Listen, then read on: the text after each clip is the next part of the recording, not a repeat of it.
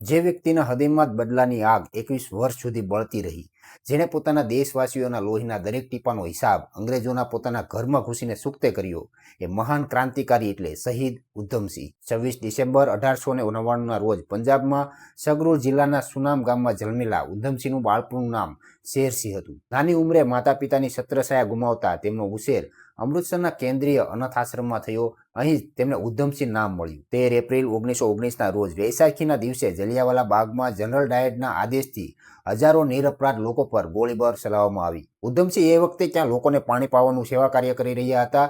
ભયાનક નરસંહાર અને નિર્દોષોનું લોહી જોઈને તેમણે પ્રતિજ્ઞા લીધી, આ કાળજા કંપાવનાર ગુનેગાર જવાબદાર વ્યક્તિને હું સજા જરૂર આપીશ. પણ આ બદલો લેવો સરળ ન હતો. ભગતસિંહ અને ગદર પાર્ટીના વિચારોથી પ્રભાવિત થઈને ઉધમસિંહ આફ્રિકા, અમેરિકા અને યુરોપની યાત્રા કરી. 1934માં તેઓ વેશ બદલીને લંડન પહોંચ્યા. ત્યાં તેમણે રામ મોહમ્મદ સિંહ આઝાદ નામ ધારણ કર્યું, જે ભારતની ધાર્મિકતાનું એકતાનું પ્રતીક હતું. 13 માર્ચ 1940ના રોજ લંડનના કેક્સટન હોલમાં ઈસ્ટ ઇન્ડિયા એસોસિએશનની બેઠક ચાલી રહી હતી.